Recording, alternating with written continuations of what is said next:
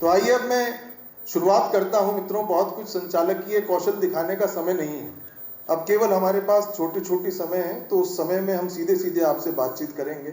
तो मैं चाहता ये हूं कि एक देश का वो लाडला कवि जो आपके चेहरों पर हास्य के हस्ताक्षर लिखने में माहिर है और गीतों से आपके हृदय में झनकार करने में पारंगत है, परंतु आज आपके बीच वो ठहाकों और अट्टहासों का एक नया उत्सव लेकर के आए और आप जोरदार तालियां बजा करके स्वागत करें भाई चिराग जैन का कि वो आए और आपको आह्लादित करें। भाई चिराग, बहुत धन्यवाद। फाइनली मैं आ गया। वो बता रहे थे कि सर ने कहा फटाफट करो, फिर उन्होंने किन्हीं और से बात की, उन्होंने कहा फटाफट करो, फिर किसी और से बात की, फिर उन्होंने भी कहा फटाफट करो, फिर उन्होंने कवियों से बात की फटाफट। हम खाली बैठे थे हमने भी कहा फटाफट करो, और फिर उन्होंने यहाँ लाकर भी हमसे कह दिया कि कुल 1.25 घंटा है, फटाफट करो। फटाफट ही करो। मत बजाओ, रहने दो, कोई औपचारिकता की जरूरत नहीं है। ज्ञानेंद्र जी हमारे लिए बहुत महत्वपूर्ण आदमी है, क्योंकि ऐसा कहा जाता है कि शिष्य में गुरु का चेहरा दिखाई देता है, और हम उस हिंदुस्तान के लोग हैं, हम उस भारतवर्ष के लोग हैं जहां हमने ये सीखा है कि एक शिष्य को देखकर पूरे संस्थान का परिचय ले लेते हैं।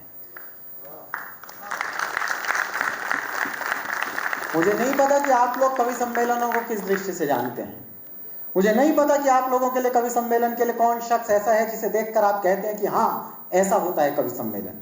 लेकिन हम जानते हैं कि जब हम कवि सम्मेलनों की चर्चाओं में निकलते हैं और हमें लगता है कि एक अनुशासित, एक उत्तरदायित्व भरा व्यक्तित्व अगर कोई हमारे पास है तो वो आपके इस संस्थान से पढ़े हुए ज्ञानेंद्र करदम जी हैं। मुझे नहीं पता उन्होंने इंजीनियरिंग कैसी सीखी, लेकिन मुझे ये अच्छी तरह पता है कि उन्होंने जिंदगी बहुत अच्छी सीखी।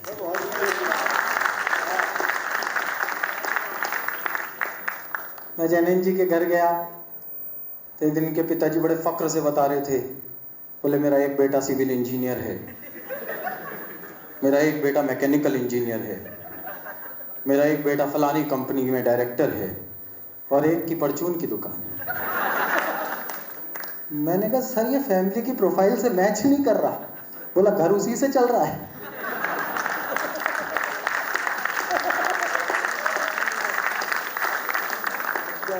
तो ये व्यवहारिक समस्याएं होती हैं। अच्छा वो गुरु सम्मान की बात है, मैं भी आपका एल्यूमिनाई हो सकता था सर, मैं तो 5वीं क्लास में ही वेद पढ़ गया था। हमारे टीचर हमें याद करा रहे थे बड़ी देर तक, H2O मतलब पानी, पानी का फॉर्मूला H2O, H2O मतलब पानी। गर्मी का मौसम, टाट पट्टी पे बैठकर पढ़ते थे, थोड़ी देर में उनका गला सूख गया। मैं बाहर गया, एक गिलास भरकर लाया, उनसे कहा H2O, ले प्यास बुझा ले। उनने कहा बेटा तूने तो सब पढ़ रखा है, घर जा। तब से फिर मैंने आगे की पढ़ाई छोड़ दी, इतना ही पढ़ा लिखा हूँ। आप ये जो पढ़ाया जाता है सर ये सब काम का होता नहीं है, काम का कुछ और होता है। अच्छा, वो समझ गए। ये समझे ना होते तो आपके एक बार कहने पर आगे आ जाते। ये तो है, इन्हें पता है कहाँ बैठने पर मजा आएगा। वाह चिराग वाह। मैं जानता हूँ समझे हुए लोग कहाँ बैठे होते हैं, आप तो जहाँ बैठ जाओ वहीं समझ आती है। नहीं सच में सर, देखो प्रेम के बारे में इतना कुछ पढ़ाया जाता है, प्रैक्टिकली अगर आप उन सब जितने प्रेम के गीत हैं उन सब का पूरा जिस्ट निकालिए, कुछ नहीं निकल के आएगा। वो एक प्रेमी और प्रेमिका समुद्र के किनारे खड़े थे। प्रेमी ने भावुक होकर प्रेमिका से पूछा, डार्लिंग तुम मुझे कब तक प्यार करोगी? सुनकर प्रेमिका की आंख में आंसू भर आए। उसने एक आंसू समुद्र में गिराया और कहा जब तक तुम इस खारे समुद्र में से ये खारा आंसू ढूंढ पाओगे।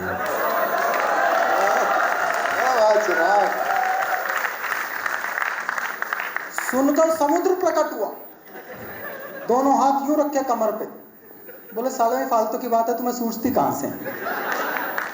तो प्रैक्टिकल हो जाए आदमी तो यही होता है। जब लड़का नया नया कॉलेज में प्रवेश करता है तो वो ढूंढता है उस एक चेहरे को जिसे देखकर उसे 4 साल काटने होते हैं।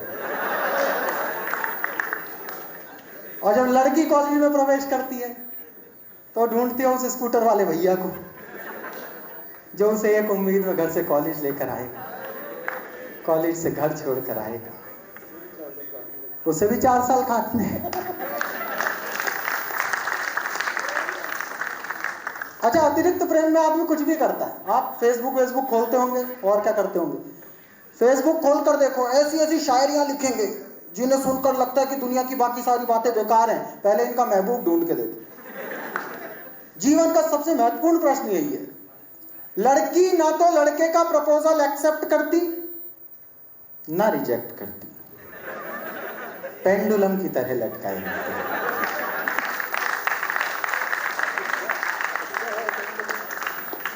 एक ना एक टास्क में लगाए रखती है, ये कर लोगे फिर मान जाऊंगी, ऐसा कर लो फिर शादी कर लूंगी।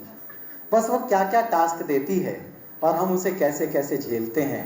अग्रिम पंक्तियों में जो लोग बैठे हैं वो इस कविता में आधी कविता के बाद आएंगे। कविता पीछे से शुरू होती है। बस अब कविता सुनना, कथा है पूरी कविता। कि कन्या एक कुंवारी थी, छू लो तो चिंगारी थी, वैसे तेज कटारी थी लेकिन मन की प्यारी थी। सखियों से बतियाती थी, शोधों से घबराती थी, मुझसे कुछ शर्माती थी, बस से कॉलेज आती थी। अंतर्मन डिस्क्लोज किया, एक दिन उसे प्रपोज किया, पहले वो नाराज हुई, तबीयत सी नासाज हुई, फिर बोली ये ठीक नहीं, अपनी ऐसी लीक नहीं, लिखने पढ़ने के दिन है, आगे बढ़ने के दिन है, ये बातें फिर कर लेंगे, इश्क मोहब्बत पढ़ लेंगे, अभी न मन को हीट करो, एमए तो कंप्लीट करो, अभी न मन को हीट करो, एमए तो कंप्लीट करो। उसने यूं रिस्पॉन्ड किया, प्रपोजल पोस्टपोन्ड किया, हमसे हिम्मत नहीं हरी, मन में ऊर्जा नहीं भरी, रात रात भर पढ़ के नई इबारत गढ़ के ऐसा सबको शौक दिया, मैंने कॉलेज टॉप किया। ऐसा सबको शौक दिया, मैंने कॉलेज टॉप किया। अब तो मूड सुहाना था, अब तो मूड सुहाना था, अब उसने मन जाना था, लेकिन राग पुराना था, फिर एक नया बहाना था, जॉब करो कोई ढंग की, फिर स्टेटस की नौटंकी। ये बहाने आते हैं, जॉब करो कोई ढंग की, फिर स्टेटस की नौटंकी, कभी कास्ट का पेच फंसा, कभी बाप को नहीं जचा। और अब देखो वीर रस कैसे आता है प्रेम में, कभी कास्ट का पेच फंसा, कभी बाप को नहीं जचा, थक कर रोज झमेले में, नौचंदी के मेले में, एक दिन जी कैड़ा करके कहा उसे यूं जा करके, जो कह दोगी कर लूंगा, कहो हिमालय चढ़ लूंगा, लेकिन क्लियर बात करो, ऐसे ना जज्बात हरो, या तो अब तुम हाँ कर दो या फिर साफ मना कर दो। लड़की को लगा आसामी हाथ से जा रही है, उसने ब्रह्मास्त्र चलाया। स्त्रियों के पास एक ब्रह्मास्त्र होता है जिसके आगे शिव जी भी नहीं टिक पाए। या तो अब तुम हाँ कर दो या फिर साफ मना कर दो। सुनकर कन्या मौन हुई, हर चालाकी गौण हुई, तभी नया छल कर लाई, आंख में आंसू भर लाई। तभी नया छल कर लाई, आंख में आंसू भर लाई, हिम्मत को कर ढेर गई, प्रण पर आंसू फेर गई। उन्हें प्रपोजल बीट हुआ, नखरा नया रिपीट हुआ, थोड़ा सा तो वेट करो, पहले पतला पेट करो, थोड़ा सा तो वेट करो, पहले पतला पेट करो, तोंद जरा सी डिम कर लो, ज्वाइन कोई जिम कर लो, खुशबू सी खिल जाऊंगी, मैं तुमको मिल जाऊंगी। 3 साल का वादा कर, निज क्षमता से ज्यादा कर, हीरो जैसी बॉडी से, डैशिंग वाले रॉडी से, बेहतर फिजिक बना ना लूं, 6 पैक बना ना लूं, सूरत नहीं दिखाऊंगा, तुझको नहीं सताऊंगा, रात और दिन श्रम करके, खाना पीना कम करके, रूखी सूखी खा करके, सरपट दौड़ लगा करके, सोने सी काया कर ली, फिर मन में ऊर्जा भर ली, उसे ढूंढने निकल पड़ा, किंतु प्रेम में खलल पड़ा, चुन्नी बांध कुछल्ले में, किसी और के छल्ले में, चुन्नी बांध कुछल्ले में, किसी और के छल्ले में, वो जूही की कली गई, किसी और की गली गई, शादी करके चली गई, हाय रे किस्मत छली गई। थका थका हारा हारा, मैं बदकिस्मत बेचारा, पल में दुनिया घूम लिया, हर फंदे पर लूम लिया, कभी मिली तो पूछूंगा, अपने आंसू पोंछूंगा, क्यों मेरा दिल तोड़ गई, प्यार जताकर छोड़ गई। वाह वाह चिराग वाह। कुछ दिन बाद दिखाई दी, ओहो, मिलती जरूर है, अपनी वो सूरत दिखाती जरूर है जिसे अब हम नहीं देखना चाहते। अब यहां से कविता अगले वाले पोर्शन में आ रही है। कुछ दिन बाद दिखाई दी, वो आवाज सुनाई दी, छोड़ा था नौचंदी में, पाई सब्जी मंडी में।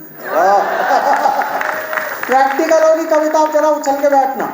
छोड़ा था नौचंदी में, पाई सब्जी मंडी में, कैसा घूमा लूप सुनो, उसका अनुपम रूप सुनो, वो जो एक छरहरी थी, कंचन देह सुनहरी थी, अब दो की महतारी थी, अब दो की महतारी थी, तीजे की तैयारी थी। उलझे उलझे बाल हुए, फूले फूले गाल हुए, इन बेढंगे हालों ने, दिल के फूटे छालों ने, सपनों में विष घोला था, एक हाथ में झोला था, एक हाथ में मूली थी, खुद भी फूली फूली। बहुत अच्छे, एक हाथ में झोला था, एक हाथ में मूली थी, खुद भी फूली फूली थी, सब सुंदरता लूली थी, आशा फांसी झूली थी, विदना के ये खेल कड़े, देख रहा था खड़े खड़े, तभी अचानक सधे हुए, दो बच्चों से लदे हुए, चिक चिक से कुछ थके हुए, बाल वाल सब पके हुए, एक अंकल जी प्रकट हुए। मेले तो अंकल जी थे। एक अंकल जी प्रकट हुए, दर्शन कितने विकट हुए, 52 इंची कमरा था, इसी कली का भ्रमरा था। बहुत अच्छे। 52 इंची कमरा था, इसी कली का भ्रमरा था, तूफानों ने पाला था, मुझसे ज्यादा काला था, मुझसे अधिक उदास था वो, केवल 10वीं पास था वो। वाह वाह वाह चिराग। मुझसे अधिक उदास था वो, केवल 10वीं पास था वो, रानी साथ मदारी के, फूटे भाग बिचारी के, घूरे मेला लूट गए, तितली के पर टूट गए, रचा स्वयंवर वीरों का, मंडप मांडा जीरो का, गरम तवे पर फैल गई, किस खूसट की गैल गई,